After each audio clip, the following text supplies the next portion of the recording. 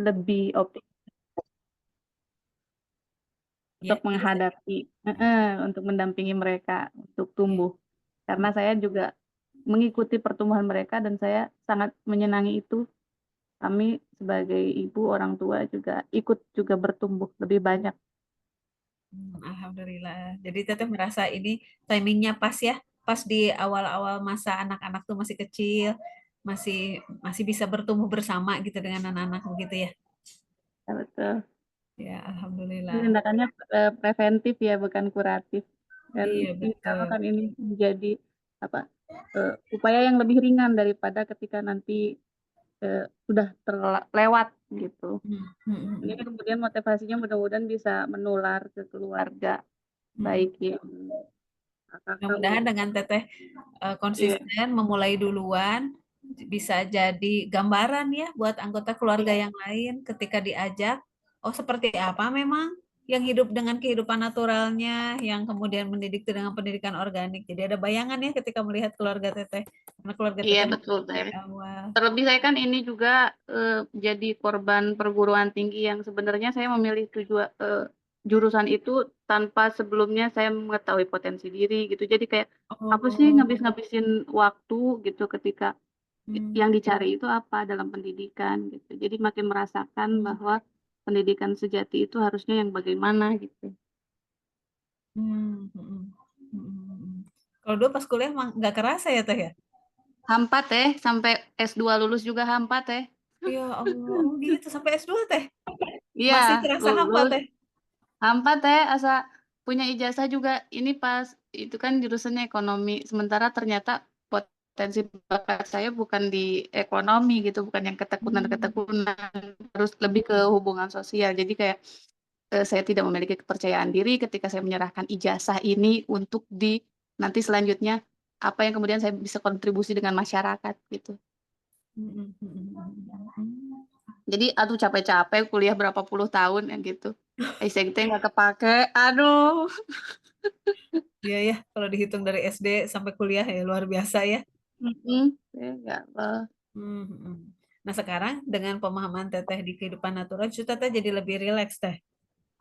Iya, Iya, termasuk lebih ke rileks. bagaimana Teteh dulu memaknai kehidupan Teteh juga ya. Betul. Berarti sebenarnya nggak ada yang sia-sia ya Teh ya. Iya, heeh. Justru kegagalan bagian dari keberhasilan. Biar Iya gagal-gagalnya betul. saya tuh nggak dirasain sama gagalnya orang lain. Iya betul betul. Perjalanan panjang Teteh menjalani kehidupan institusional yang cukup lama dengan berbagai macam perjalanan akademiknya, kemudian juga masuk ke kehidupan industrial ya, apalagi di Cikarang, itu suasananya saja sudah sangat industrial, berada tinggal bersama keluarga yang juga kehidupannya sangat industrial dan menyaksikan bagaimana dampaknya ke sang orang tua, sang anak-anak, terus Teteh ikhtiar dan hijrah untuk bisa mendampingi tumbuh kembang keluarga Teteh sendiri dengan kehidupan natural. Ya mudah-mudahan dengan Teteh memulai ini semua dari awal, ya menjadi contoh bagi keluarga besar yang lain sehingga lebih mudah gitu untuk mereka bisa mengikuti karena contohnya jelas. Apalagi di Teteh mungkin anak-anak masih kecil bisa kelihatan dari kecil seperti apa tracknya. Toh ada juga contoh yang sudah besar ya, bahkan sudah Iya, bekerja tapi di usianya yang muda juga Teteh berhasil untuk memandunya, membantunya, memaksanya dulu gitu ya di awal sampai akhirnya tuh mau gitu dan benar-benar alhamdulillah tampaknya mengambil banyak manfaat dari hijrahnya ke kehidupan natural. Turun pisan teteh ya sharingnya iya teteh. kasih sekali. Dengan senang Baik, hati. iya sami-sami teh. Baik, Kang Firman sudah online. Baik, kalau gitu kita akan memulai sesinya dengan Kang Firman. Enggak, silahkan.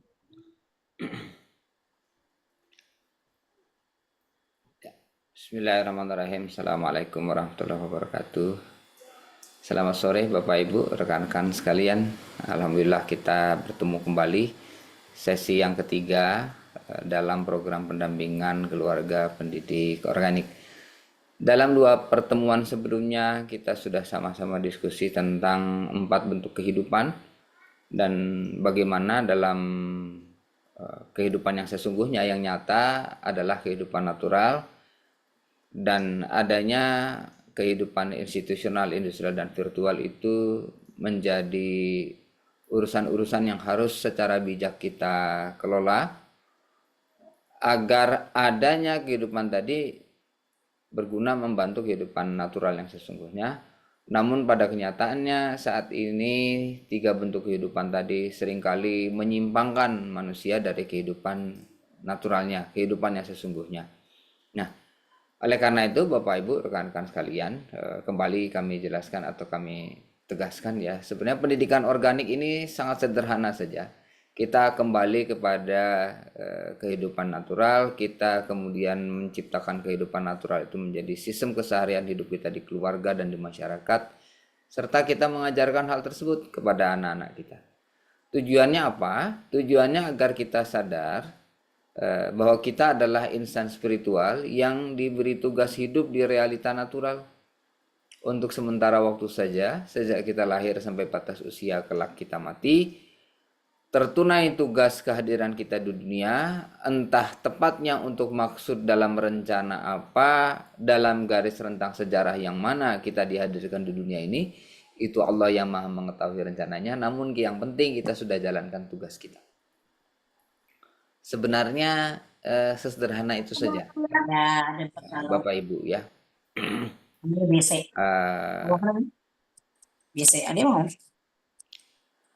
Ya, sederhana itu saja sebenarnya yang perlu kita pahami, begitu ya. Jadi ada hal yang betul-betul menggambarkan urusan yang sesungguhnya dalam hidup.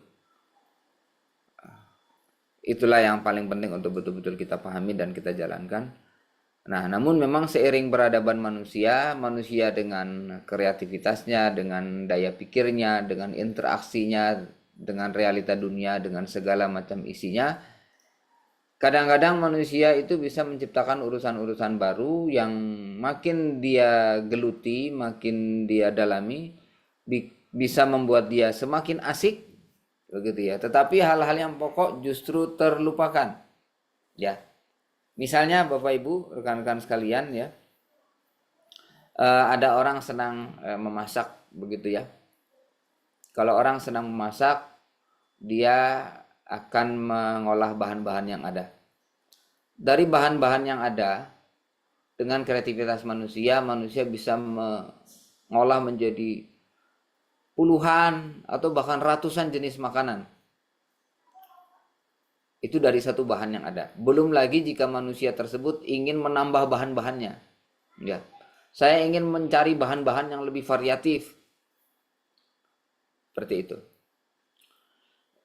Yang mana ya itu semua ada ya di dalam realita kita. Namun tadi semua urusan yang ada di dunia ini ada batasan normalnya atau ada batasan menengahnya ya. Jangan berlebihan, kurang lebih seperti itu, begitu. Nah itu ketika dalam dunia pendidikan misalnya ya, kemudian kita temukan cara-cara belajar tertentu, metode-metode pengajaran tertentu, begitu. Kita merasa oh ini caranya bagus, efektif dan sebagainya, mengantarkan kita kepada target pendidikan atau target pengajaran. Kadang-kadang tadi pikiran manusia ini kemudian terseret oleh angan-angannya. Kalau ada metode pembelajaran yang sangat efektif membuat anak yang tadinya tidak tahu apa-apa jadi tahu banyak tentang sains misalnya ya. Berarti metode ini bisa kita multiplikasi, bisa kita perluas sehingga kalau perlu kita ciptakan semua anak remaja itu semuanya menguasai sains begitu ya. Sedemikian rupa sampai kita lupa bahwa ada yang lebih penting untuk diajarkan kepada anak-anak kita selaku manusia daripada pengetahuan tentang sains, tapi pengetahuan tentang Tuhannya dan tentang dirinya sendiri. Nah seperti itu Bapak Ibu. Jadi sederhananya pendidikan organik ini sekedar kita kembali kepada proporsi yang tepat begitu ya. Nah itulah mengapa kemarin saya mengajak, sudah 2 pekan ini saya mengajak Bapak Ibu rekan-rekan sekalian untuk betul-betul menyadari kehidupan natural, institusional, industrial dan virtual. Dan penting untuk kita betul-betul bisa memahami ya apa saja pengaruh dan dampak yang muncul Baik. Nah, oleh karena itu kita akan lanjutkan, Bapak Ibu rekan-rekan sekalian. Saya ingin mengajak Anda membuat katakanlah kesimpulan-kesimpulan sederhana yang bisa Anda lihat, ya. Nanti kalau perlu ditulis jadi semacam daftar apa saja dampak atau apa saja pengaruh cara berpikir institusional terhadap dunia pendidikan. Kemudian apa saja pengaruh mindset, motif, dan cara kerja kehidupan industrial terhadap dunia pendidikan. Ya. Kita inventarisasi supaya kita tahu ketika kita akan mengembalikan pendidikan ini kepada pendidikan yang esensial, pendidikan yang natural organik, kita tahu apa yang harus diubah, kita tahu apa yang harus dikembalikan ke bentuk semula, kita tahu mana yang ternyata sudah berlebihan, mana yang sebenarnya tidak harus seperti itu, gitu ya. Begitu Bapak Ibu rekan-rekan sekalian. Jadi silakan coba Anda bikin daftarnya, Anda observasi, Anda inventarisasi. Mulai dari misalnya pendidikan secara institusional, ya. Mulai dari misalnya pendidikan institusional itu pembelajarannya, misalnya ya, diatur jam pelajarannya, kemudian menuntut dengan mengikat, secara mengikat dan bahkan dengan konsekuensi yang serius, menuntut peserta pembelajaran itu harus hadir pada waktunya, yang mana sampai di situ sebenarnya itu adalah hal yang baik ya. Sebagaimana kita sholat berjamaah juga kan ada waktunya, dan yang diutamakan itu bisa mengikuti jamaah sejak takbir awal ya, takbiratul ihram yang awal. Jadi tentunya mereka yang mengikuti sejak takbir awal itu lebih baik daripada mereka yang mengikuti sholat berjamaah dengan masbuk, apalagi yang terlambat dan jadi tidak ikut sholat berjamaah. Begitu. Namun kemudian tadi ya, namanya kehidupan institusional, kadang kita malah jadi sibuk ngurus-ngurusin aturannya dengan segala konsekuensi, reward and punishment terhadap aturan. Kita lupa kepada tujuan. Gitu ya. Jadi akhirnya kita bukan, ketika misalnya ada siswa tadi berangkat ke sekolah telat 1 menit, telat 2 menit, telat 5 menit, itu siswa sudah stres karena sudah akan berhadapan dengan banyak konsekuensi, mulai dari dapat teguran, dapat hukuman, bahkan dapat cap ya, dapat judgement penghakiman, mendapatkan julukan-julukan, oh ini anak tidak disiplin, anak ini tukang terlambat dan lain sebagainya, yang sampai mempengaruhi harga diri, padahal 3 menit, 5 menit sama sekali tidak mengganggu pembelajaran. Begitu ya. Nah itu sebagai contoh Bapak Ibu. Dan akhirnya tadi proses pembelajaran sendiri menjadi suatu kegiatan yang mencekam secara emosi. Setidaknya sebagian anak-anak itu merespon pembelajaran yang formal seperti itu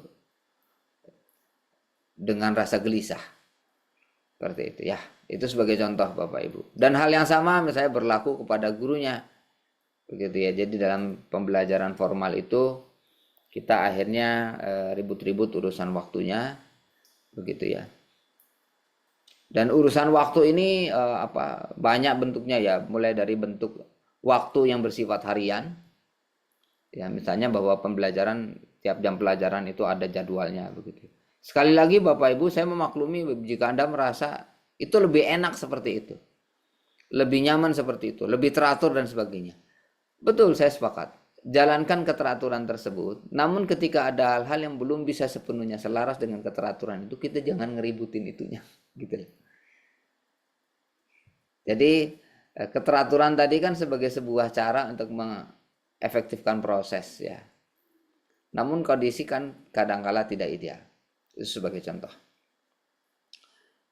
Begitu. Kalau kemudian dibandingkan dengan dia, tapi kan ketepatan waktu itu harus. Contohnya misalnya di transportasi, ya memang betul kalau di transportasi memang seperti itu dan orang lain paham gitu ya. Dan bahkan di transportasi itu orang sebenarnya tidak perlu diberi konsekuensi pakai aturan ya. Konsekuensinya langsung secara natural, Anda terlambat ke stasiun kereta, keretanya sudah berangkat. Seperti itu. Tapi kan kalau terlambat datang ke kelas, pembelajarannya sudah berlangsung, masih bisa coba menyusul ya. Nggak apa-apa sebenarnya. Begitu ya Bapak Ibu. Terlebih tadi keterlambatan bisa terjadi karena banyak hal. Dalam kehidupan natural kita menyadari variabel hidup itu banyak sekali. Begitu ya. Nah itu. Masih banyak lagi urusan waktu ini yang harian, urusan waktu itu yang pekanan misalnya ya. Misalnya dalam sepekan itu sudah dibagi jam pelajaran. Di mana membagi jam pelajaran itu kadang-kadang debatable juga gitu ya. Kenapa di sekolah negeri jam pelajaran agama itu hanya 2 jam pelajaran per pekan atau hanya 4 jam pelajaran per pekan. Begitu. Apa logika dasar di balik menata pembagiannya seperti itu? Nah, disitulah kemudian kita dapati misalnya, jam pelajaran terkait matematika, fisika, kimia, biologi, alokasinya besar. Nah, kira-kira Bapak Ibu, kalau jam pelajaran sains itu alokasinya sangat besar, itu efek dari kehidupan yang mana? Menurut Anda? Kenapa alokasi pelajaran STEM ya istilahnya kan gitu. Science, Technology, Engineering, and Mathematics gitu kan. Ya betul sekali. Ya, ini yang menjawab orang industri akurat ya. Ya karena itulah pengaruh industrial terhadap dunia pendidikan. Sehingga yang paling dipentingkan adalah pengetahuan-pengetahuan yang nanti menjadi modal orang bekerja di dunia engineering, industrial. Jadi yang namanya bahasa Indonesia, begitu ya budi pekerti, PKN, agama gitu. Itu kayak nggak penting gitu kan. Seperti itu Bapak Ibu ya. Padahal tadi saya sempat nulis juga di grup WhatsApp ya. Sebenarnya kan rumusnya sederhana kalau kita pengen anak pintar. Kalau kita ingin anak pintar, pastikan dulu anaknya sehat fisiknya. Kemudian soleh ruhaninya. Kemudian sopan santun, adab akhlak perilakunya. Menggambarkan kesehatan mentalnya. Begitu. Itu pintar itu udah dengan sendirinya. Walaupun tentu nanti pintarnya beda-beda juga gitu ya.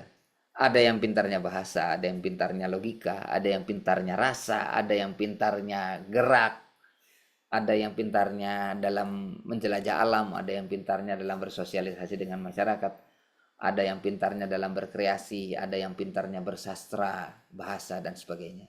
Seperti itu. Gitu ya, jadi Bapak Ibu. Nah, tadi membentuk anak yang sehat, soleh dan sopan itu di mana? Jadi kehidupan natural. Sesederhana itu ya Bapak Ibu. Nanti monggo silahkan Anda, apalagi kalau mengelola lembaga pendidikan, Anda inventarisasi, Anda cek, Anda gali sebanyak-banyaknya apa pengaruh yang cenderung menjadi buruk logika institusional industrial dalam praktek pendidikan.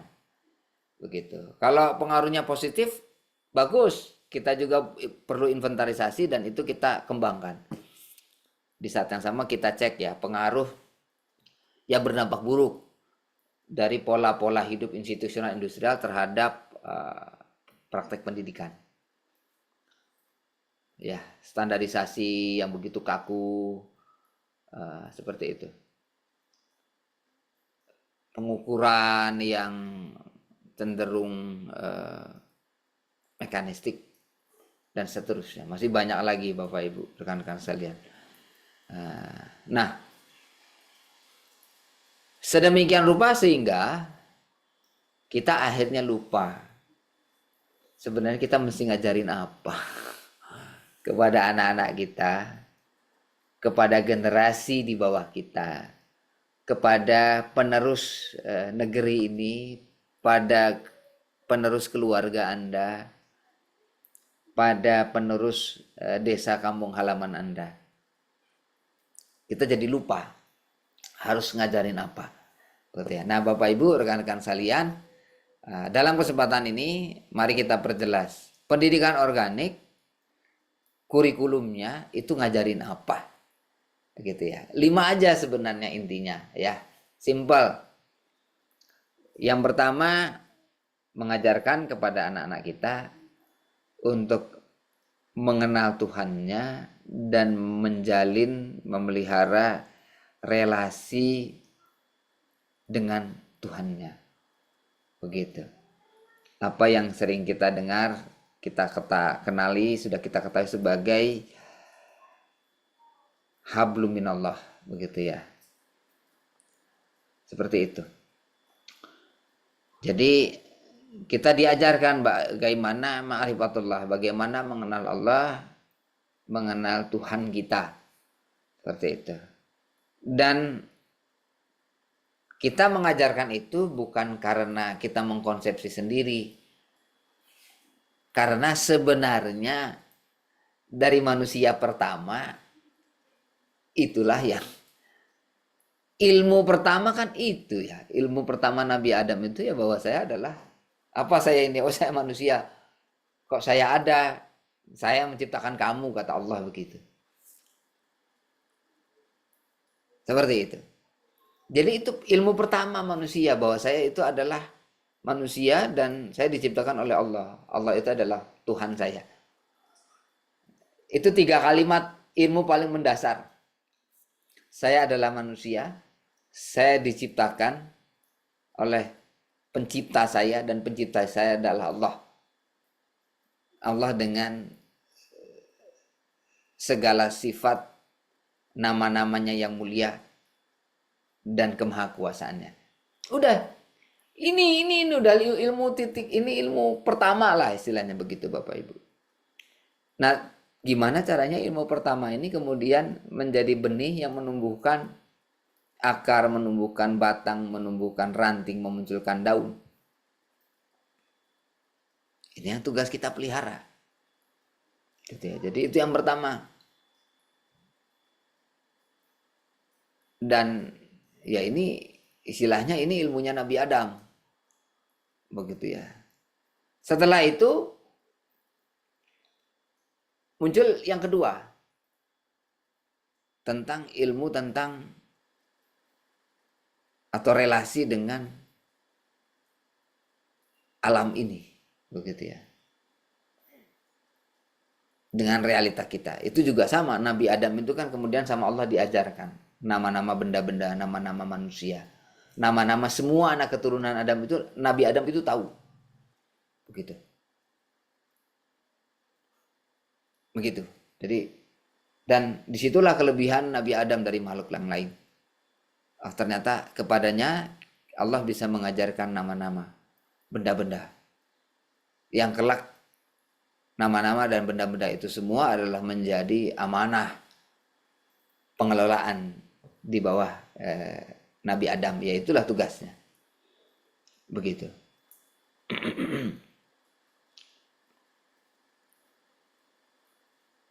Nah, itu tentang alam. Itu yang kedua.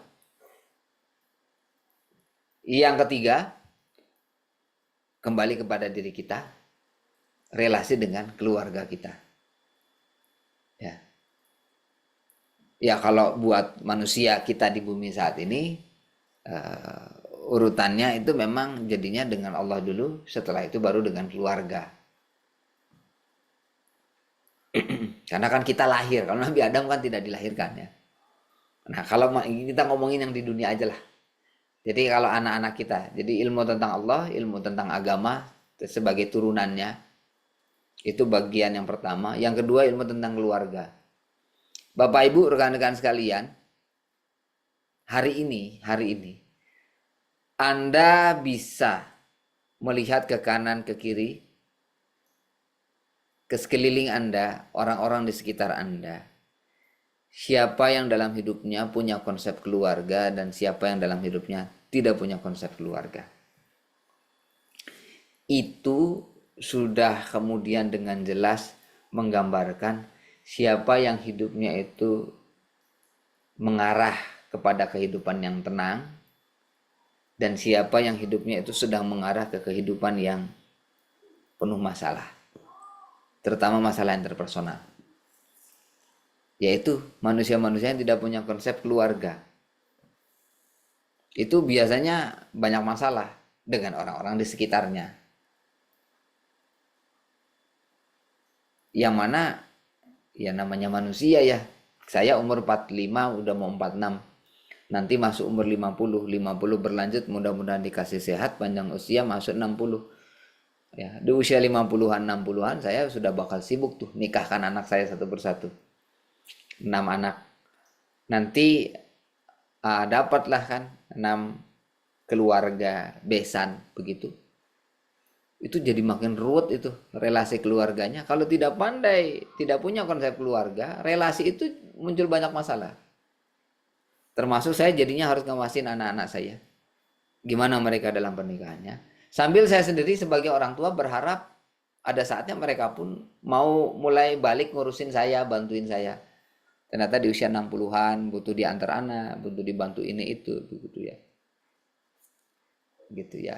Kita optimis dalam hidup, harus semangat juang, pekerja keras, bagus. Ya. Tapi Pak, kalau sudah pegel-pegel gimana? Kalau sudah mulai linu-linu di sendi gitu ya. Mulai aduh kayaknya nih butuh dibantu apa gitu kan. Faktanya begitu. Itu yang ilmu kedua. Begitu. Nah, ilmu yang ketiga, apa yang diajarkan itu relasi dengan masyarakat. Jadi keluarganya, habis itu berinteraksi dengan yang di luar batas-batas keluarga dan rumahnya, tetangganya, masyarakat di sekitarnya. Yang keempat, relasi dengan alam. Yang kelima, sambil membangun relasi dengan Tuhan, dengan keluarga, dengan masyarakat, dengan alam, setiap manusia juga diajarkan bagaimana memahami, membangun relasi dengan dirinya sendiri.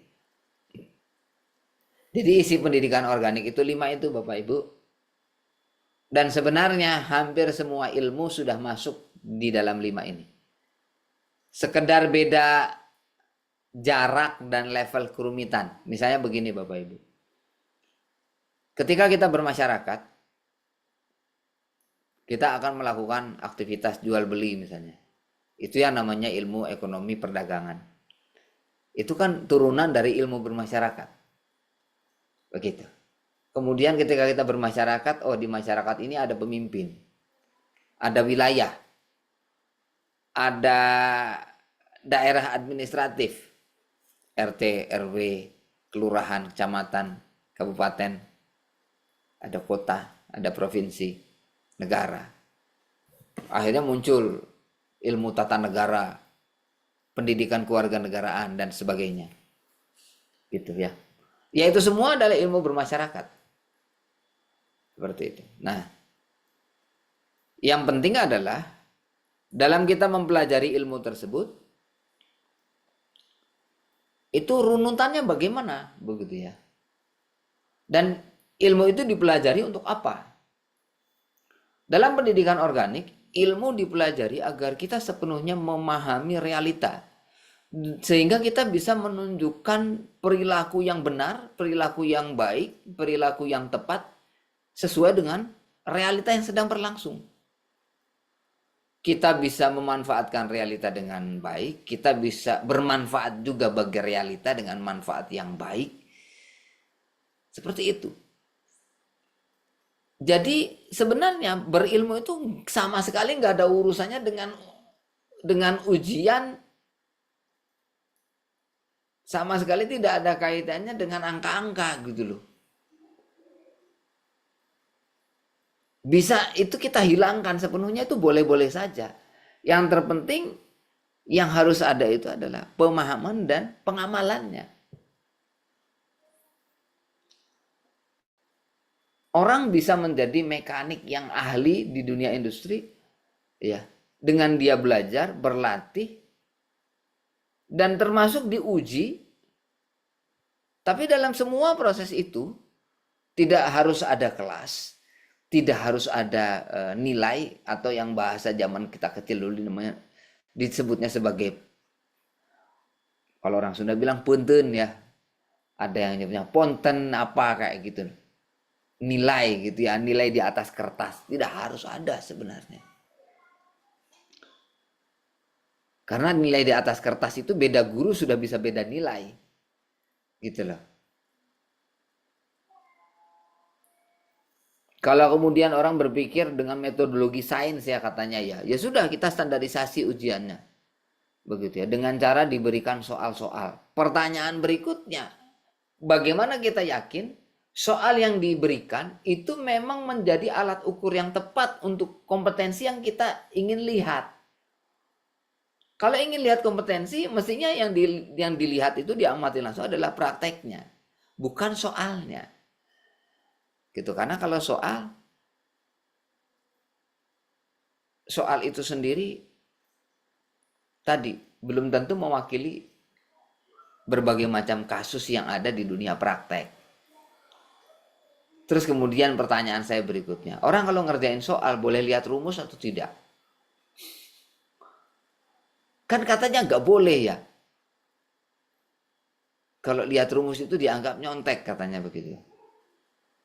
Pertanyaan saya, emang ketika kerja Anda ngolah data gitu, Anda nggak boleh buka buku referensi? Justru kita buka kan, ketika kerja itu semua referensi kita buka. Membedakan antara orang yang paham dengan yang paham, yang dengan yang tidak paham itu adalah ketika referensi semua sudah dipakai, yang paham tahu bagaimana cara menggunakan referensi. Yang tidak paham dikasih buku banyak-banyak pun tetap nggak tahu juga gitu. Nah seperti itu. Gitu ya Bapak Ibu. Nah baik. Jadi ada 5 relasi tadi dengan realita yang inilah kemudian menjadi isi dari pendidikan organik. Pertanyaannya bagaimana kita menghadirkan pengalaman belajar ini kepada anak-anak kita. Ya. Dalam 5 relasi ini Bapak Ibu, satu ini berkaitannya dengan hal spiritual begitu ya, hal yang gaib. 4 yang lain itu adalah hal yang nyata. Nyata dalam arti bendawi, gitu ya, benda material, keluarga, diri sendiri, masyarakat dan alam.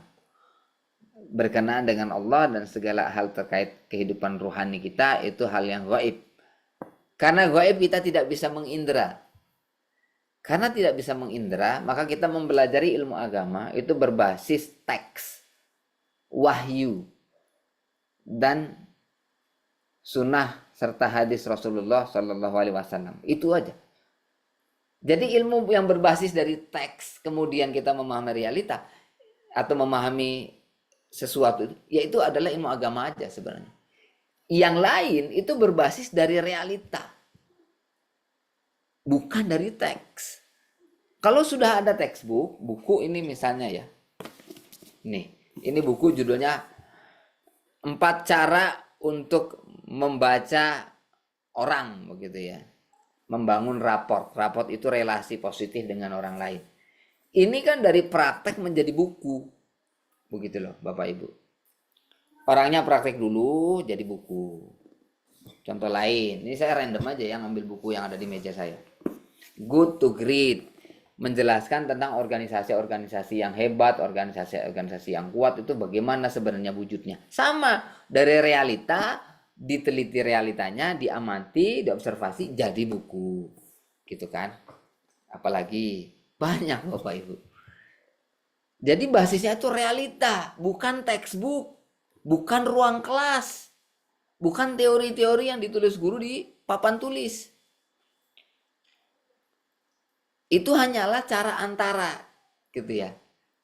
Tapi kemudian anak-anak itu sekarang dalam pembelajaran yang formal itu, kita itu seperti anak-anak itu disuruh nyebrang jembatan, tetapi malah titik berangkatnya itu nggak jelas begitu. Atau kita mau mengajarkan kepada anak tentang air, kita bilang air ini diambil dari mata air begitu ya. Tapi anak-anak itu nggak pernah, siapa di antara Bapak Ibu yang pernah melihat langsung yang namanya mata air? Oh, air ini berasal dari tanah katanya. Ada mata air. Pernah Bapak Ibu Anda lihat seumur hidup Anda mata air langsung? Ya. Anak-anak sekarang taunya mata air itu bernama pabrik aqua katanya. Begitu ya. Baik, jadi ada 5 relasi dan dalam 5 relasi ini satu relasi menjadi satu katakanlah bidang pembelajaran atau aspek pembelajaran yang berbasisnya teks gitu ya, yaitu dari Quran dan hadis. Yang lainnya berbasis dari realita, sebenarnya begitu. Oleh karena itu, kalaupun kita tidak punya ruang kelas, ya kalaupun kita tidak punya textbook, kita bisa tetap belajar dan kita tetap bisa mengajarkan banyak hal kepada anak-anak kita. Begitu. Banyak orang yang kemudian, masa sih kayaknya nggak bisa deh. Akhirnya banyak manusia itu terhambat dari mengindera langsung realita di sekitarnya. Dan akhirnya orang terbiasa untuk memahami realita itu harus ada teks dulu yang bicara. Sehingga akal pikiran dan inderanya itu tidak berpikir aktif. Menunggu teksnya diantar oleh orang lain. Jadinya melemah daya pikirnya, melemah daya pengamatannya, daya inderanya. Kemudian tidak terstimulasi secara maksimal kecerdasan yang ada di dalam akalnya. Sebagaimana Allah sebenarnya sudah memberikan kecerdasan di dalam akalnya. Nah Bapak Ibu, sebaliknya kalau Anda ingin betul-betul anak kita fitrahnya berkembang dengan sempurna sejauh batas kemampuan kita dalam mendidik, mendampingi mereka, didik mereka di tengah realita. Ajak mereka melihat realita. Paparkan anak-anak kita ke tengah realita. Yang namanya terpapar itu artinya tersentuh langsung, berinteraksi langsung. 5 relasi. Relasi yang pertama tentang hidup sebagai hamba Allah ya. Ketika kita mengajarkan pada anak relasi tadi, yang paling penting untuk diajarkan pada akhirnya adalah tadi identitas. Yang saya katakan di awal, saya adalah manusia, saya diciptakan, ada yang menciptakan saya, pencipta saya itu adalah Tuhan yang juga menciptakan seluruh alam ini, Allah. Begitu. Itu yang dipelajari. Dan ilmunya sekarang sudah sangat sistematis. Sudah sangat berlimpah. Ada Quran. Tinggal dibaca, kemudian dijelaskan oleh yang lebih berilmu. Kemudian ada hadis. Hadis ini juga sama. Dipelajari, dipahami. Jadi, mengenal Allah, kemudian mempelajari akidah, ya, kemudian mempelajari sunnah, mempelajari sirah, mempelajari hadis, itu semua sudah ada. Dan itulah yang paling penting. Harus diajarkan secara sistematis, tidak boleh spekulatif. Beda, kalau tentang alam boleh kita belajarnya secara spekulatif. Menanam sayur misalnya, di tanah ini kita bisa tanam apa ya? Coba aja. Oh tanam ini jadi, tanam yang lain kok nggak jadi. Tanam yang lain lagi jadi tapi kok setelah beberapa bulan nggak kunjung berbuah. Itu boleh coba-coba gitu ya. Tapi kalau agama sudah serba jelas, tinggal diajarkan. Jadi tentang Allah, mengenal Allah, mengenal Rasul, mengenal makhluk-makhluk Allah yang lain begitu ya. Dan ini konstruksi ilmunya sebenarnya sudah rapih ya. Saya tidak perlu jelaskan lagi Bapak Ibu. Yang terpenting tadi mindsetnya apa, motifnya apa, dan metodologinya bagaimana kita mengajarkan. Jadi tadi ilmu dipelajari untuk membentuk pemahaman akan realita dan membentuk pengamalan yang benar. Jadi ilmu itu dipelajari untuk diamalkan. Bagian atau hasil paling dalam dari pendidikan itu adalah identitas. Ya, terbentuk identitas yang kuat pada diri kita. Jelas kita ini siapa? Saya hamba Allah. Sampai bahkan jelas tujuan hidup. Ya. Dari sudut pandang saya hidup sebagai hamba Allah, maka tujuan hidup saya adalah hidup untuk mencari ridha Allah. Begitu. Nah, dalam satu hadis Rasulullah SAW pernah menyampaikan bahwa barang siapa mencari ilmu, tujuannya bukan karena Allah, begitu ya. Yaitu nanti Allah akan menghukumnya dengan siksa api neraka.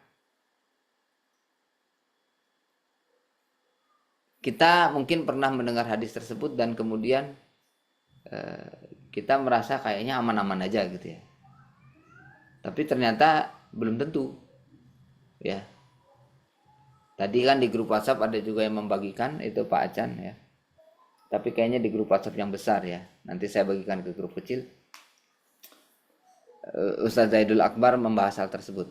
Bagaimana kita sekolah ketika SD itu buat apa? Biar bisa masuk SMP.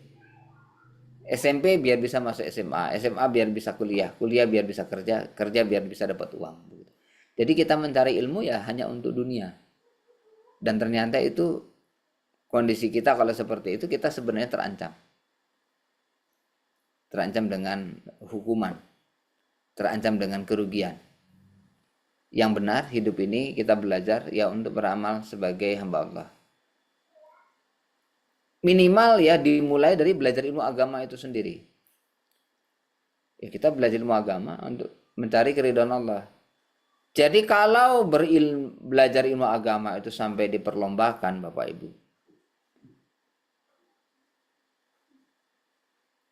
Hati-hati ya saya kira ya. Karena bagaimanapun juga perlombaan itu jadi semacam permainan ya. Dan dalam perlombaan itu motivasi yang muncul itu lebih tentang semangat diri sendiri. Ya bagaimana saya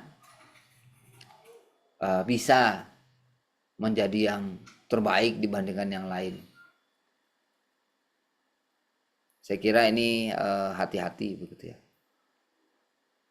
Kalaulah kita mau mengadakan perlombaan untuk permainan yang bersifat duniawi, karena atau permainan yang bersifat dunia itu adalah hal yang sebenarnya juga boleh ya mubah sifatnya, silakan saja.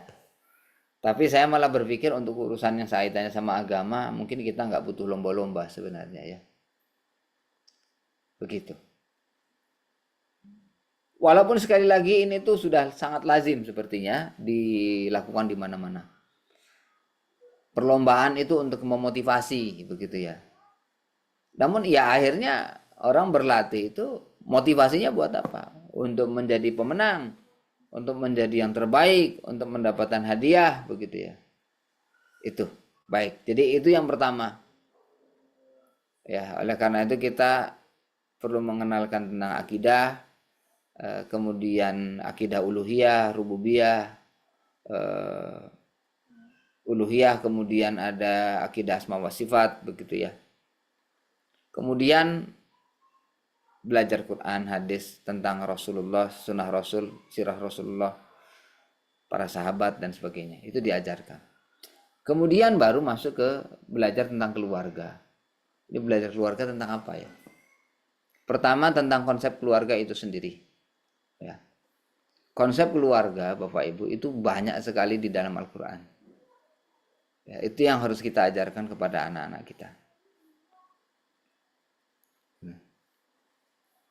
Nanti di dalam konsep keluarga ini turunannya ya ada dimulai dari mempelajari, harus mengenal, anak itu harus mengenal silsilahnya dan sejarah keluarganya selama ini bagaimana.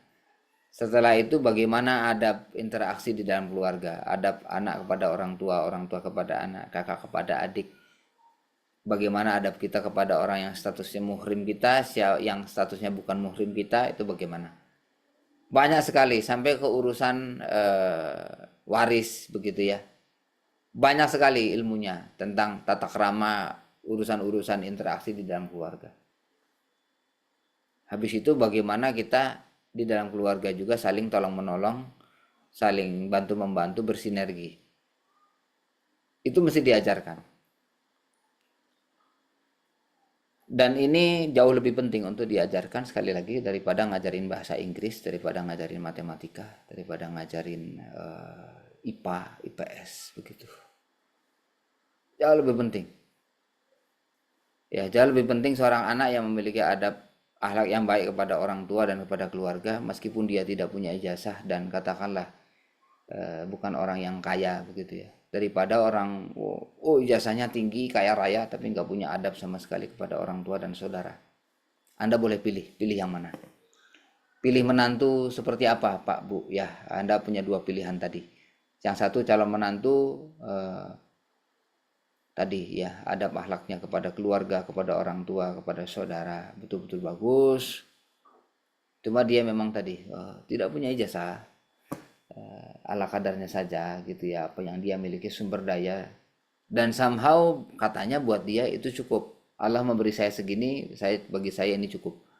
Yang kedua, pandai sekali mencari duit ya, ijazahnya nggak kurang-kurang, ada 3 barangkali atau bahkan lebih. Ya.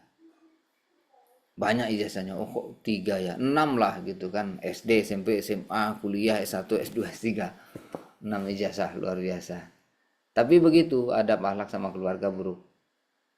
Silahkan Anda pilih yang mana yang mau Anda jadikan menantu. Di titik seperti itu rasanya menjadi sangat jelas ya, kita butuh apa. Begitu. Itu yang kedua, Bapak Ibu. Ajarkan dengan sangat jelas, dengan sangat baik, begitu ya. Kita akan dapati keseharian kita menjadi lebih tenang.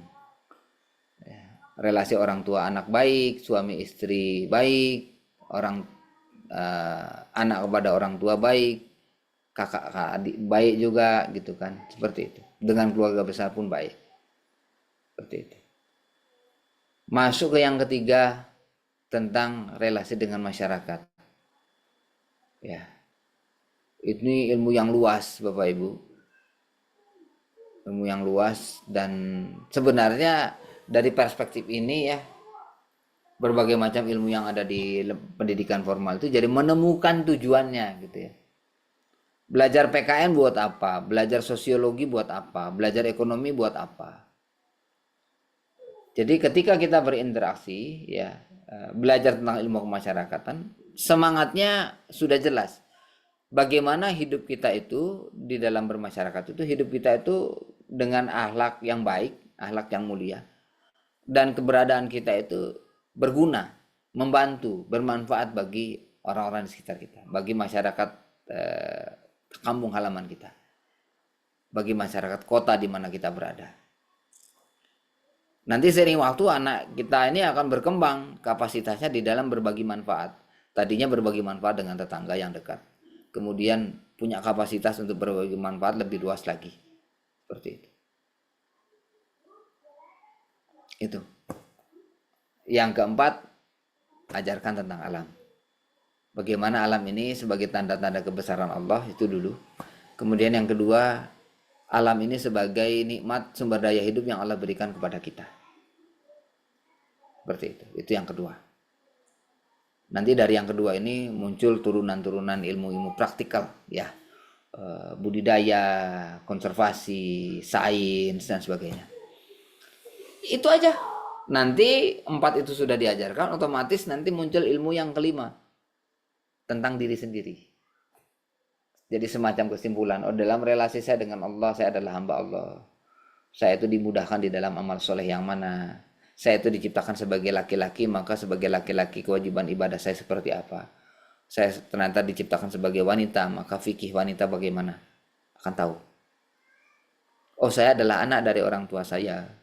Saya adalah keturunan dari leluhur saya dengan segala warisan ilmu, kearifan, sumber daya hidup apa. Inilah yang harus saya lakukan. Ini yang harus saya pelihara. Inilah makna keberadaan saya di tengah garis terah keluarga saya misalnya. Jadi tahu juga hidup ini apa yang mau diperjuangkan. Itu menjadi bagian diri. Ketika berinteraksi dengan masyarakat, anak akan mendapati, oh ternyata saya tertarik dengan masalah-masalah yang ini passion saya. Oh ternyata saya bisa berperan banyak dalam aktivitas-aktivitas yang itu. Di situ saya ada bakat, ada kekuatan. Akan ketemu itu tentang dirinya dengan cara berinteraksi dengan masyarakat dan juga berinteraksi dengan alam. Nanti tentang diri sendiri pun menjadi jelas, Bapak Ibu. Anak akhirnya punya identitas yang jelas, punya sistem nilai yang jelas, punya harga diri yang jelas, punya tujuan hidup yang jelas, dan punya life skill, kemampuan menjalani hidup dengan baik. Selesai. Dalam situasi seperti ini Bapak Ibu, beneran nggak punya ijazah nggak apa-apa. Nggak apa-apa. Segampang itu. Ya, gampang itu dalam arti jelas gitu ya. Bahwa nanti akan ada kesulitan-kesulitan dalam hidup ini. Kesulitan pasti datang Bapak Ibu. Anda punya mobil, sekali waktu diuji mobilnya ternyata mogok. Gimana tuh menggerakkannya? Pasti ada kesulitan-kesulitannya. Ya biasa aja begitu ya. Jangan kemudian kita menjadi paranoid. Seakan-akan beberapa kesulitan itu kita itu buntu gitu ya, tidak bisa kemudian menemukan jalan keluar. Nah, justru itu menjadi tanda gitu ya, bahwa ternyata kita sebagai manusia sudah terpasung kualitas kita. Contoh, orang banyak yang tidak bisa membayangkan gimana rasanya kalau tidak punya gaji bulanan. Padahal di luar sana jutaan orang juga menjalani hidup tanpa gaji bulanan, baik-baik aja. Ya, baik-baik aja loh gitu ya. Saya bukan bermaksud menggampangkan, tapi saya hanya ingin menegaskan memang nggak susah sebenarnya. Kalau itu kelihatannya susah pada diri kita, pada diri Anda, itu karena terkondisikan. Hanya karena terkondisikan saja. Begitu Bapak Ibu. Jadi ada realita natural, yang mana realita natural ini bisa dibantu atau justru bisa terganggu dengan adanya urusan institusional, industrial, dan virtual. Ini dulu ya, bagaimana kita mengelola kehidupan natural kita sebagai manusia dewasa. Kemudian kehidupan natural itulah yang juga kita ajarkan kepada anak-anak kita. Kehidupan natural isinya ada 5. Urusan kita dengan Allah, dengan keluarga, dengan masyarakat, dengan alam, dengan diri sendiri. Itu aja kok natural itu, kehidupan natural itu aja. Memang dari 5 ini nanti akan ada turunan ilmu-ilmu yang sangat mendetail. Rileks aja. Kita itu cuma memberikan titik berangkat yang baik buat anak-anak kita. Saya sampai di sini diberi titik berangkat yang baik oleh orang tua saya. Dengan titik berangkat yang baik, katakanlah saya menempuh perjalanan sudah 450 km, ya 450 km, ya itu karena di 100 km pertama sudah sangat baik dididik orang tua, diasuh orang tua, bukan dengan cara yang rumit-rumit, dengan cara yang sangat sederhana. Begitu. Kesananya jadi gampang, bisa belajar sendiri. Begitu ya.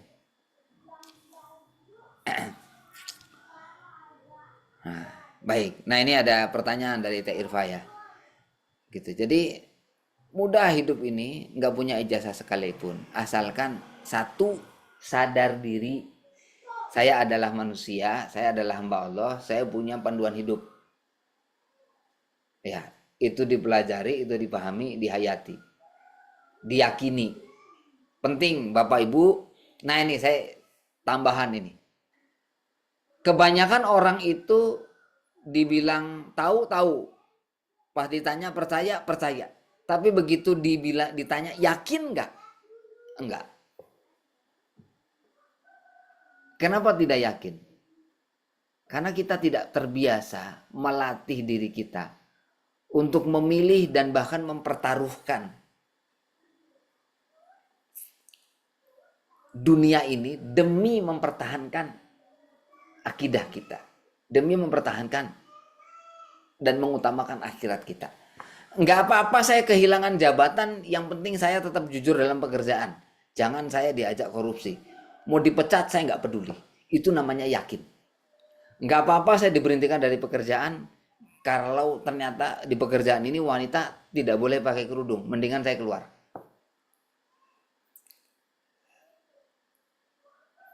Jelas Allah menyampaikan dalam Al-Quran, tidaklah seseorang itu berkata aku beriman melainkan akan diuji. Tahu, paham, percaya, yakin. Ya, jadi punya identitas diri dan keyakinan hidup sebagai hamba Allah, sebagai makhluk Allah. Itu fondasinya. Satu. Yang kedua, kemudian dia sadar realitanya. Terhubung dengan keluarganya, terhubung dengan masyarakatnya, terhubung dengan alamnya. Sehingga dia punya pengetahuan dan punya keterampilan tentang realita. Maka dia bisa berguna di tengah realita. Begitu. Udah dua itu saja. Dengan dua itu saja yang lainnya sudah ada tuh. Akan ada tujuan hidup. Otomatis dia menjadi bagian dari sebuah sistem hidup. Dia bisa menempatkan diri. Dia pasti akan diberi tugas. Dia pasti akan diberi peranan. Sesimpel itu sebenarnya. Cuma karena kita sudah terbiasa dapat pekerjaan, dapat gaji itu dengan cara institusional yang ribet. Langkahnya banyak gitu ya. Ketika urutan langkah itu diangkat, kita nggak bisa membayangkan sama sekali. Simpelnya gimana sih gitu. Bapak Ibu, misalnya Anda punya anak laki-laki, senang dengan tanaman bambu. Umur 8 tahun, 9 tahun dia senang dengan tanaman bambu. Ya sudah, dia pelajari bambu itu bisa dipakai buat apa. Kemudian dia akhirnya belajar, oh bambu itu ternyata ada bermacam-macam. Beda jenis bambu bisa beda kegunaan. Habis itu dia belajar, bambu ini dicarinya di mana, bambu yang ini dicarinya di mana. Di daerah saya ada jenis bambu apa saja. Teh Irfa di Banjar ada bambu jenis apa saja. Oh ternyata ada bambu yang cuma ditemukan di Jawa Timur misalnya. Ada bambu yang cuma ada di Kalimantan misalnya. Ya sudah, akhirnya saya pengen tahu, ya Allah saya pengen belajar jenis-jenis bambu. Bambu adalah ciptaanmu, tanda-tanda kekuasaanmu. Saya ingin mempelajarinya, saya ingin memanfaatkannya. Itu nggak ada sekolahnya Bapak Ibu, perguruan tinggi jurusan bambu nggak ada. Seperti itu. Tapi anak itu karena mau belajar tentang bambu dari umur 8 tahun, 9 tahun, 10 tahun lah. 10 tahun dia belajar, umur 20 tahun, yang mana 20 tahun itu masih lebih muda daripada kita semua sekarang di sini. 10 tahun dia belajar tentang bambu, dia sudah wawasannya dan interaksi ta'al perbambuannya itu sudah internasional. Tambah 10 tahun lagi, umur 30. 30 tahun umurnya, tapi dia sudah berinteraksi dengan para maestro bambu dari seluruh dunia. Maestro bambu dari Jepang, dari Cina, dari Eropa. Jadi dari negara-negara yang secara tradisional menghasilkan bambu dan memanfaatkan bambu, sampai negara-negara yang tidak secara tradisional punya bambu, tapi secara teknologi sudah mampu mengolah dan memanfaatkan bambu untuk berbagai macam kegunaan. Nggak perlu pakai ijazah. Gampang Bapak Ibu. Pilih satu objek saja, pelajari, jangan berhenti. Saya belajar talent mapping sudah 12 tahun. Tidak modal ijazah apa-apa. Ini sebagai contoh dan izin saya memberikan bukti. Nggak pakai ijazah apa-apa, Barama nggak nanya ijazah apa-apa. Referensinya juga sebenarnya tidak banyak-banyak dan tidak muluk-muluk. Saya lebih banyak belajar tentang talent mapping dari mana? Dari realita, dari klien-klien yang saya bantu. Sebenarnya saya juga sangat terbantu dengan kehadiran klien. Saya jadi tahu, oh ada yang namanya bakat empati, ada bakat communication, ada bakat intellection, ada bakat konsistensi. Seperti apa perilakunya? Dari buku sebenarnya deskripsinya nggak terlalu banyak juga. Dari orang-orangnya langsung justru saya dapat bukti. Dan dapat cerita, oh bakat empati itu seperti ini. Bakat intellection itu begini. Jadi kalau ada anak Anda di sini yang senang mengamati sifat dan kepribadian manusia. Nih, saya sudah bisa menawarkan kepada ibu bapak di sini dan anak Anda, Silahkan kalau mau jadi praktisi TM tidak perlu pakai ijazah. Yang penting belajar serius. Itu udah jadi jalan karir itu. Gampang. Bahwa kemudian tapi ada bidang-bidang yang kayaknya nggak bisa dimasuki, ya nggak usah masuk ke sana. Kenapa harus masuk ke sana? Contoh ya, ada mall.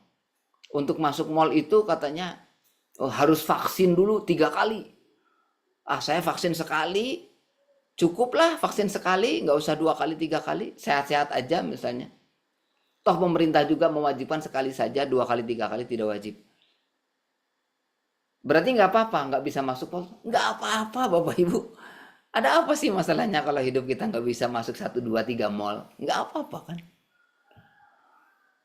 Kenapa gitu kalau nggak bisa kerja di Pertamina? Kenapa kalau nggak bisa jadi PNS? Nggak apa-apa kan?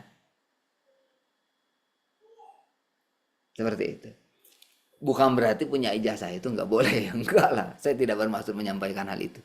Saya hanya sedang menyoroti Bapak Ibu, orang zaman sekarang demi dapat ijazah, dia akan terpaksa melalui sebuah proses belajar yang akhirnya membuat dia sulit memahami realita, sulit menjaga kehidupan naturalnya, bahkan terpapar dengan logika-logika yang salah tentang kehidupan, sampai terpengaruh dengan akidah-akidah yang rentan tentang kehidupan, bahwa rezeki itu dijaminnya oleh profesi, dan profesi itu dimilikinya dengan cara ijazah. Nggak punya ijazah, akhirnya nanti nggak dapat rezeki. Itu kufur itu Bapak Ibu. Akidah kita terganggu gara-gara itu. Saya bilang ke teman-teman di Sayogya, pada akhirnya kenapa kita memilih tidak pakai ijazah? Kita ingin menyelamatkan akidah. Itu aja. Seperti itu. Begitu ya Bapak Ibu. Nah itu, kembali ke pertanyaan Teh Irfa, kira-kira begitu. Simpel aja. Sangat simpel, luar biasa simpel sebenarnya. Hidup nggak punya ijazah tuh luar biasa simpel. Nggak apa-apa gitu loh. Kalau Anda merasa harus punya ijazah, ya kalau atas dasar keyakinan merasa dipandu oleh Allah ke arah sana, saya sepertinya dipandu, yakin hati saya harus menjadi seorang hakim, saya harus menjadi seorang dokter, yang pada realita saat ini juga saya tidak perlu berandai-andai, kenyataannya sekarang harus pakai ijazah. Silahkan, kalau itu berangkat dari keyakinan Anda merasa oleh Allah dipandunya ke sana. Pertanyaannya, kalau Anda mengelola sekolah, janji apa yang Anda tawarkan kepada orang tua siswa tentang realita hidup ini, tentang masa depan? Lembaga pendidikan itu kan menjanjikan masa depan Bapak Ibu. Itu jualan Anda. Iya kan? Iya. Sama kami di Sayogya juga, kami jualannya konsep kehidupan masa depan seperti apa yang ingin dibentuk melalui jalur pendidikan seperti ini. Pertanyaan saya, apakah kita membuat janji yang berdasar kepada apa-apa yang Allah memang janjikan? Prinsip-prinsipnya juga dari Allah, atau kita membuat janji-janji yang berasal dari pemikiran tentang dunia, rasa cinta tentang dunia, ambisi tentang dunia, yang mana itu tidak berdasar kepada naluri-naluri adab akhlak nurani seorang muslim, seorang hamba Allah. Baik Bapak Ibu, kita kembali ya. Jadi isi pendidikan atau kurikulum organik itu tadi 5 relasi tadi. Isinya itu, detailnya nanti lebih banyak. Tapi yang lebih penting selain kita tahu isinya, tadi niatnya apa kita ngajarin 5 ini. Targetnya apa. Kemudian caranya bagaimana. Caranya ya sesederhana kita sebagai teladan. Dengan kata lain sebenarnya tugas orang tua dan guru dalam mendidik itu sangat simpel. Tugas saya sekedar menjadikan murid saya seperti saya. Udah selesai. Itu aja kan Bapak Ibu. Jadi kalau orang tua saya pengen anak saya menjadi penghafal Quran, ya tinggal orang tuanya ngafalin Quran. Nanti anaknya akan ikut. Saya ingin anak saya menguasai teknologi. Anda kuasai teknologi, Pak. Nanti yang lain menguasai. Yang terjadi sekarang kan begini. Bapak Ibu bekerja. Yang satu kerja di industri, istrinya kerja di instansi. Maka anak saya pun harus suatu saat nanti bisa seperti kami.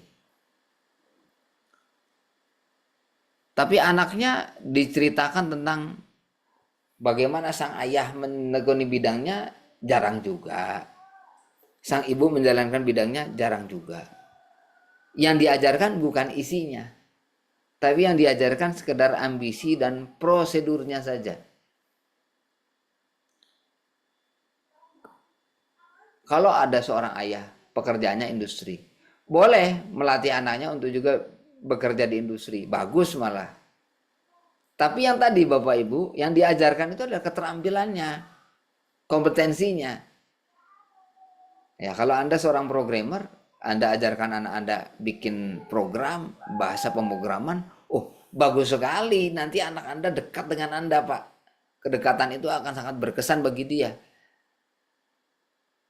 Itu yang Anda ajarkan. Dan justru karena Anda mengajarkan, pertanyaan saya, anak Anda harus nggak sih? Seberapa harus sih anak Anda itu kuliahnya di jurusan informatika, ITB misalnya? Itu mah opsional, bukan keharusan. Anda sudah ngajarin, sampai titik tertentu, ternyata anak saya ini lebih pandai dari saya. Karena anak saya sudah lebih pandai dari saya, urusan bikin program, sudah waktunya dia mencari guru yang lebih ahli lagi. Nah monggo kalau kayak gitu silahkan. Jadi pendidikan organik itu tadi betul-betul bukan prosedurnya yang dijalankan gitu loh. Prosedur dijalankan tapi substansinya tidak terjadi. Itu banyak sekali di pendidikan formal zaman sekarang. Harusnya substansi pembelajarannya yang terjadi. Perkara pakai prosedur atau tidak itu urusan pilihan. Yang penting substansinya terjadi.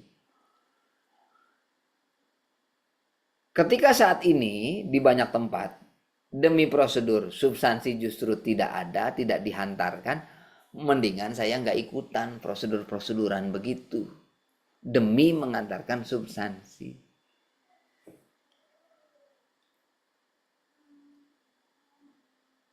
Begitu ya Bapak Ibu. Jadi caranya dengan kita sebagai teladan.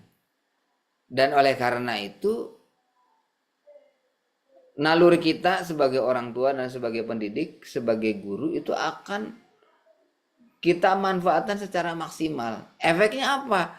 Efeknya ketika kita dalam mendidik itu kita merasa berdaya, kita merasa tahu mesti ngapain.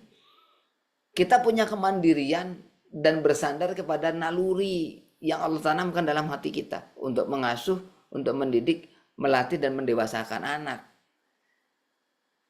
Akhirnya dengan sendirinya keluarga-keluarga Bapak Ibu dengan cara akhirnya keluarga-keluarga yang ada di masyarakat menjadi keluarga yang sehat, menjadi keluarga yang punya kapasitas mendidik anaknya. Orang tua dekat dengan anak, anak hormat dan sayang pada orang tua.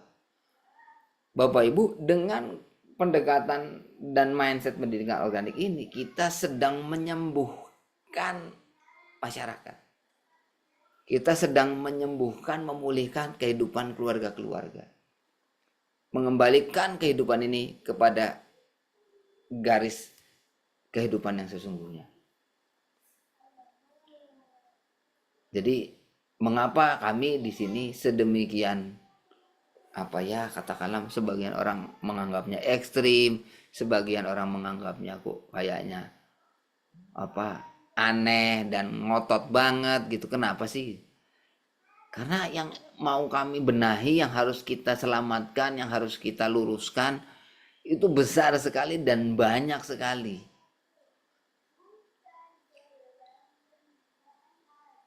Gitu ya Bapak Ibu. Jadi sampai di sini mudah-mudahan menjadi jelas betul bahwa kita berhadapan dengan tantangan zaman, ada 4 bentuk kehidupan.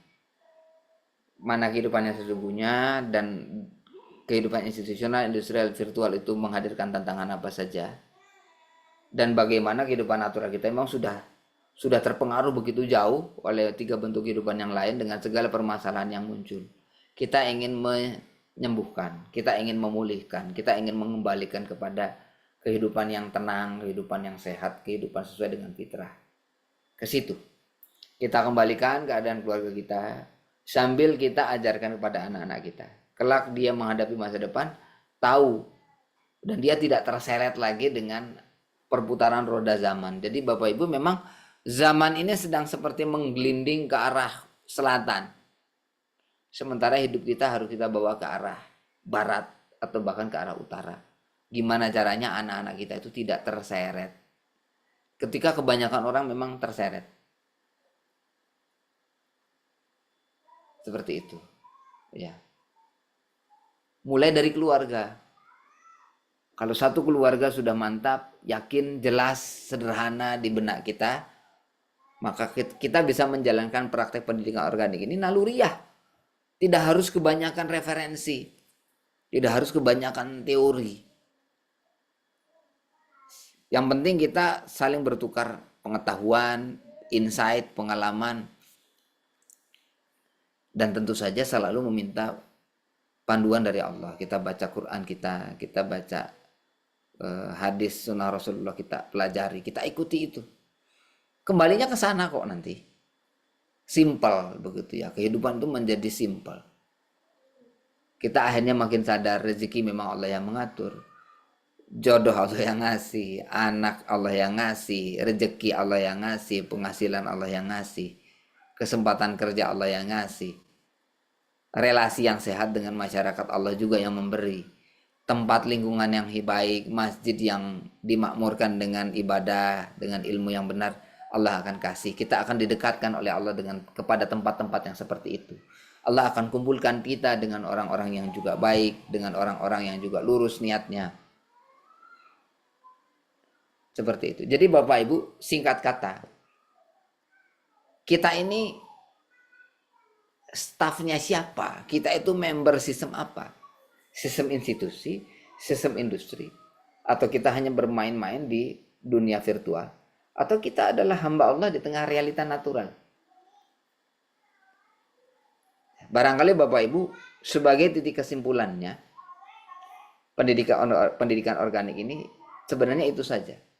Mengembalikan diri kita dan keluarga kita untuk hidup sebagai hamba Allah di tengah realita natural. Semua urusan kita itu dengan status bahwa kita ada hamba Allah selesai. Selesai dalam arti menjadi jelas. Kita mesti ngapain? Clear.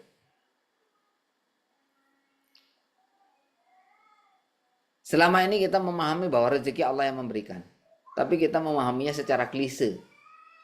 Seakan-akan itu adalah suatu rumus yang tidak operasional. Bagi kita, rumus operasionalnya dapat rezeki itu adalah tadi. Mesti punya ijazah, mesti ngelamar kerja, kemudian somehow kita mesti kebagian diterima di tempat kerja, dan kemudian kita bisa menjalankan pekerjaan itu baru setelah sebulan kita dibayar. Kita melihatnya yang namanya rezeki itu yang bulanan tadi. Sampai seperti itu. Padahal Allah memberi rezeki kepada kita setiap saat. Hari ini, sore ini kita diskusi dari tadi jam 3:30, jam 4 sampai sekarang 5:30. Itu setiap detik Allah memberi rezeki. Saya bernafas, Anda bernafas. Ya, kita berpikir bahwa listrik ini yang mensuplai PLN gitu ya misalnya. Betul, yang mensuplai PLN secara mekanisme materinya. Tapi gini Bapak Ibu, kalau kemudian listriknya mati karena ada hujan deras, kemudian ada tiang listrik yang jatuh gitu ya, miring karena kena angin, listriknya mati. PLN mau disalahin nggak? Nggak akan mau. Mereka bilang, itu bukan salah kami, itu karena faktor cuaca, gitu kan. Yang ngatur cuaca siapa? Kan Allah juga yang ngatur. Jadi Bapak Ibu, masa sih Allah sama kita jadikan pajangan aja gitu ya, untuk disembah gitu kan. Kita pikir Allah tuh pasif gitu. Allah itu maha hidup dan maha sibuk mengurus hambanya. Hidup dalam realita natural itu, kita hidup di dalam sistem kompleks kekuasaan Allah atas segala urusan kita. Itulah sistem hidup kita. As simple as that. Sangat simple, sangat simple. Dengan seperti itu jadinya mudah-mudahan jadi memang lebih mudah untuk kita bisa mengingat Allah setiap saat. Karena saya tidak pernah merasa saya itu staf institusi apa, enggak gitu ya. Loyalitas saya bukan kepada institusi. Gitu ya. Bahwa saya punya guru, ya itu rasa hormat kepada guru, dan rasa hormat kepada guru itu bukan karena institusi. Itu karena fitrah hidup manusia. Sebagaimana saya hormat kepada orang tua, saya hormat kepada saudara-saudara saya, kakak-kakak saya begitu. Jadi ketergantungan kita, rasa identitas kita yang melekat kepada institusi, industri, itu bisa nggak sih kita lepas aja gitu. Masalahnya kalau institusi ini kemudian menjadi identitas, kadang-kadang institusi dakwah pun menjadi identitas yang justru memisah-misahkan kita dengan sesama muslim. Sama-sama muslim loh, kita kok saling berjarak gitu ya. Soalnya kan dia ngaji di sana, saya ngaji di sini. Dia organisasinya nama itu, organisasinya nama saya, nama organisasi saya beda lagi. Nggak bolehlah anak saya nikah sama dia yang dari organisasi itu. Nah seperti itu. Jadi kemana-mana Bapak Ibu. Jadi bukan hanya kepada pendidikan formal ya, pengaruh kehidupan institusi industri. Dalam praktik beragama pun ternyata terpengaruh. Baik, Bapak Ibu kembali lagi, jadi seperti itu isinya. Begitu ya. Nah, tugas Anda berikutnya Bapak Ibu rekan-rekan sekalian. Coba Anda lihat. Ya. Dan Anda susun. Dalam satu semester ke depan, ya mumpung kita ganti semester. Atau lebih bagus lagi kalau bisa Anda bayangkan garis besarnya saja ya, dalam 1 tahun ke depan. Untuk anak Anda mau ngajarin apa? Jangan bilang ngajarin pelajaran sekolah ya. Saya nggak minta Anda melakukan hal itu. Dari 5 hal tadi, Anda mau ngajarin apa ke anak-anak Anda? Yang anak Anda paling besar mungkin ada yang umur 15, anak Anda yang kedua mungkin ada yang umur 12 atau 11, mungkin ada yang anaknya umur 9 tahun, ada anaknya umur 5 tahun. Terus Kang, kalau anak saya berumur 2 tahun saya ngajarin apa gitu. Nah iya itu, Anda mau ngajarin apa kepada anak Anda dalam 5 hal ini. Gitu ya. Silakan Anda tuliskan. Nanti kami sediakan deh worksheetnya ya. Mau ngajarin apa? Atau kepanjangan Kang 6 bulan ke depan. Bulan Januari deh, bulan depan ya. Dari sekarang sampai 1 Januari, sampai sebulan Januari. 1,5 bulan lah, mengajarin apa sih? Coba ya, disusun. Ngajarin ini bukan hanya ngasih tahu pengetahuan ya. Ngajarin itu artinya memberikan pengalaman belajar. Misalnya, mumpung liburan, saya mau ngajak anak saya berkunjung kepada ke lingkungan, ke rumah saudara-saudaranya gitu ya.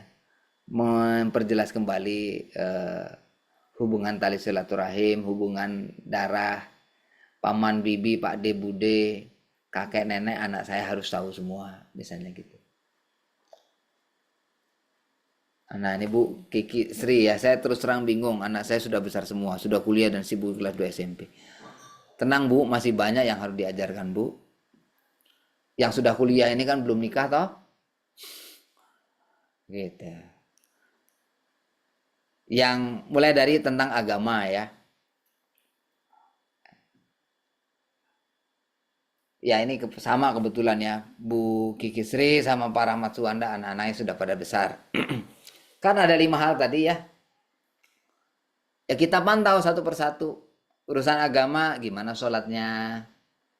Ya, gimana sikap hidupnya sebagai muslim dalam berbagai hal, berpakaian, dalam hal pola konsumsi, pola penggunaan waktu, interaksi dengan lawan jenis bagaimana. Kemudian yang sudah umur 20-an itu kemudian tadi ya, fikihnya udah bener nggak? Kalau bisa kita pantau. Ya, fikih ibadah, fikih toharoh, fikih muamalah dan sebagainya. Kita cari tahu. Gitu ya. Itu yang pertama, urusan agama. Kemudian apakah ibadah dia sesuai sunnah Rasul? Apakah adab akhlaknya mengikuti juga tuntunan Rasul? Itu kita cek. Begitu. Dan baru yang kedua tentang keluarga. Dekat nggak dia dengan keluarganya? Tahu nggak dia urusan-urusan keluarganya itu apa yang sedang jadi masalah keluarga, jadi kepentingan keluarga, urusan dia bisa diandalkan atau tidak? Yang jauh-jauh ini mau pulang atau tidak? Begitu ya. Begitu. Jadi begini Bapak Ibu, anak menjauh itu apa alasannya? Oh, dia sedang mempelajari sesuatu. Oke, silahkan. Ada yang, tapi kemudian dia belajar itu buat apa? Dan ketika dia belajar itu, orang tuanya pun masih punya hak atas dia, masih punya kebutuhan akan dia. Dia tahu tidak kebutuhan orang tuanya? Tetap berinteraksi tidak? Tetap bekerja sama tidak orang tua anak? Begitu ya. Jadi nggak ada cerita sebenarnya orang tua anak tuh hidup masing-masing dan kemudian tidak saling tahu progres harian pekanannya tuh apa. Nggak gitu. Yang saya pahami sebenarnya idealnya orang tua anak itu ya walaupun sudah jarak adanya, apalagi ada teknologi, kita tetap bisa berinteraksi bahkan sampai level harian. Seperti itu. Itu. Yang 5 tadi Bu, Pak, sama aja sebenarnya. Ya. Kita lihat dalam 5 aspek tadi, hubungan dengan Allah, dengan keluarga, dengan dirinya sendiri, dengan masyarakat, dengan alam. Kita harus tahu anak 10 tahun ke bawah sudah harus bisa apa, sudah tahu apa, bisa ngapain. 10 ke 15 bisa apa, tahu apa, ngapain perilakunya dalam 5 hal ini. 15 ke 20 bisa apa, 20 ke 25. Sampai ke kita sendiri, kita sebagai orang dewasa umur 40-an, 50-an. 5 hal ini kita punya tanggung jawab apa saja. Hidup kita kan urusannya 5 ini gitu. Sebagaimana kita sendiri masih terus berkembang belajar dan menjalankan tugas kita dalam 5 urusan ini, kita pantau anak-anak kita dalam 5 urusan ini. Dan justru sebenarnya makin dewasa kan makin dekat dengan situasi kita. Ya. Mestinya makin mudah dong kita dalam mengaudit, dalam melakukan komparasi, dan dalam memberikan mentoring. Kita jadi mentor dari anak kita gitu ya. Seperti itu Bapak Ibu. Jadi itu yang harus kita lakukan dengan anak-anak kita.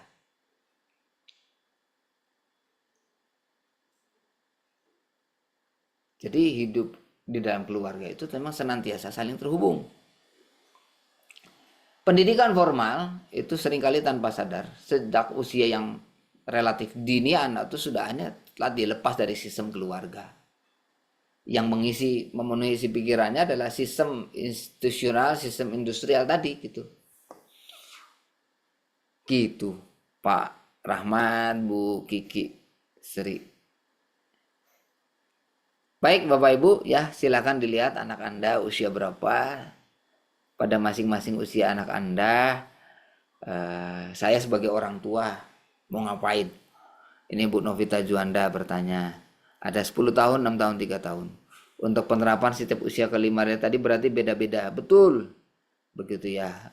Bisa beda-beda. Ya. Nah, bentuknya seperti apa Bapak Ibu? Nah ini.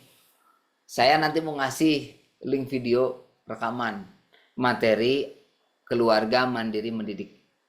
Itu banyak banget. Itu video 6 bulan Bapak Ibu. Bayangkan 5 hampir 6 bulan seminggu sekali. Oh iya betul, 20 sesi. Dan 20 sesi itu dikali 4 sebenarnya ya. Jadi 20 pekan, sepekannya itu kami pernah sampai 4 kali Zoom. 100, wah banyak banget kan. Silahkan Bapak Ibu kalau Anda mau memanfaatkan semua rekamannya. gitu ya. Segitu banyaknya, didetilin 5 tadi. Sesuaikan dengan, memang betul Bu. Jadi memang di Sayogia itu kami kan punya fase usia ya, anak semai. Semai itu berarti 5 tahun ke bawah. Anak mula 6 tahun ke bawah. Anak mula 6 ke atas. Begitu kan. Nah, itu didiskusikan di situ. Gitu ya. Nanti kalau dibagikan ya harapannya dimanfaatkan, dan kemudian Anda sudah manfaatkan videonya, mari kita diskusi supaya grupnya nggak sepi-sepi amat. Saya agak bertanya-tanya nih, aduh, wah sepi juga grupnya gitu ya. Saya berharap memang di dalam kelas ini Bapak Ibu, Anda yang mengikuti kelas ini sedikit banyak punya ya mungkin stamina lebih dan juga punya determinasi lebih, sehingga bisa aktif secara mandiri memanfaatkan setiap video yang diberikan. Dan apapun yang Anda sudah simak, barangkali Anda berkenan berbagi dan juga berdiskusi di grup WhatsApp. Begitu Bu ya, insya Allah nanti dibagikan link-link rekamannya, banyak soalnya ya. Nanti kami ini ya lagi bagikan. Oh ya betul, ini Bapak Ibu memang barangkali di akhir tahun ini atau di akhir semester ini juga terkait dengan berbagai macam amanah itu sedang mepet, sedang banyak ini. Ya nggih, kami juga tentunya sangat memaklumi ya, seperti itu. Ya harapan kami setidaknya beginilah Bapak Ibu. Kalaulah ada ekspektasi dari Anda, harapan dari Anda, tapi Anda merasa harapan itu belum terpenuhi sampai saat ini, jangan sungkan untuk minta. Ya, jangan sungkan. Minta aja gitu ya. Ada kok yang japri-japri gitu ya. Itu malah saya senang. Malah ya mohon maaf justru kalau Anda sudah japri tapi kemudian saya responnya lambat gitu, kami mohon maaf. Jadi nggak usah sungkan gitu ya Bapak Ibu. Semoga dalam keberjalanan proses ini semua amanah-amanah kita yang lain juga bisa kita tunaikan, kita kelola, kita tangani dengan baik. Begitu di keluarga kita semuanya semoga dalam keadaan sehat, yang sakit diberi kesembuhan, semua urusan yang tersendat diberi kelancaran, semua kesulitan diberi kemudahan, semua amanah semoga segera tertunai. Begitu ya. Seperti itu. Nah, ini dari Kang Mujahid mungkin pertanyaan terakhir ya. Jika orang tua sudah lansia dan sakit, tidak bisa mendidik lagi. Anak-anak sudah balik dan masih banyak PR di 5 aspek tersebut. Kira-kira bagaimana cara menerapkan pendidikan natural? Ya, begini. Kalau orang tua sudah lanjut usia, anak sudah balik. Cara mendidiknya adalah dengan orang tua menagih anak menjalankan kewajiban mereka pada orang tua. Begitu. Walaupun memang itu sambil nanti orang tua melihat nih, gimana hasil saya ngedidik anak selama ini. Ya kalau ternyata anak ditagih begitu sama orang tua, nggak bisa, belum bisa memenuhi ekspektasi orang tua, bagi kita sebagai orang tua juga sebenarnya introspeksi. Ya anak saya jadi begini kan didikan saya juga. Seperti itu. Gitu ya. Seperti ya, di sisi lain ya sudah, kita mohon ampun atas segala kesalahan, mohon ampun atas segala kekurangan, dan kita minta ya Allah, saya sudah usia lanjut, saya sudah tidak bisa mendidik anak-anak saya sendiri, tapi Engkau Maha Kuasa atas segala sesuatu. Mohon anak-anak saya diberikan hidayah, diberikan bimbingan. Pada akhirnya Allah tuh bisa kok kuasa untuk mendidik siapapun secara langsung, gitu Mas. Ya, doa orang tua itu sangat besar efeknya bagi hidup anak. Giliran kita sekarang sudah jadi orang tua pun jangan lupa berdoa. Sebenarnya alat utama orang tua kepada anak adalah doa. Yuk kita banyak-banyak berdoa untuk anak-anak kita. Begitu ya. Monggo Bu Kiki Sri, ini banyak amanahnya. Nanti setelah bagi rapot banyak yang didiskusikan. Silahkan. Bapak Ibu, penutup dari saya, mohon doanya. Saya besok Selasa akan ada perjalanan tugas ke daerah Tasikmalaya Selatan, Ciheras, mau ke tempatnya Bang Ricky Elson. Barangkali Bapak Ibu pernah dengar cerita tentang Bang Ricky Elson ya.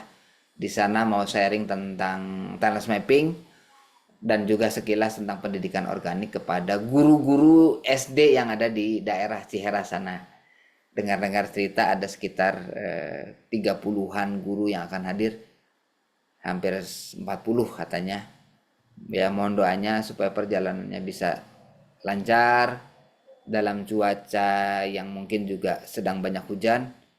Mohon doanya agar selamat, lancar, sehat, bisa tertunai tugas saya di sana. Mudah-mudahan ada cerita juga yang bisa saya bagikan kepada Bapak Ibu di sini. Ya setidaknya saya jadi barangkali bisa lihat seperti apa Ciheras. Ya barangkali Bapak Ibu nanti ada yang juga pengen berinteraksi, berkomunikasi, kenalan dengan Bang Ricky Elson bersama teman-teman di Ciheras. Mudah-mudahan ada kabar cerita yang bisa saya bagikan. Itu saja Bapak Ibu yang bisa saya sampaikan dalam kesempatan malam hari ini, sore hari ini, yang sudah mau malam ya. Tadi Pak Diko juga sudah izin duluan karena di daerah Malang sudah maghrib tentunya. Demikian Bapak Ibu yang saya hormati, semoga bermanfaat. Kita lanjutkan diskusi di grup WhatsApp. Sampai ketemu bertatap muka pekan depan insya Allah. Selamat sore. Sugeng sonten. Assalamualaikum warahmatullahi wabarakatuh.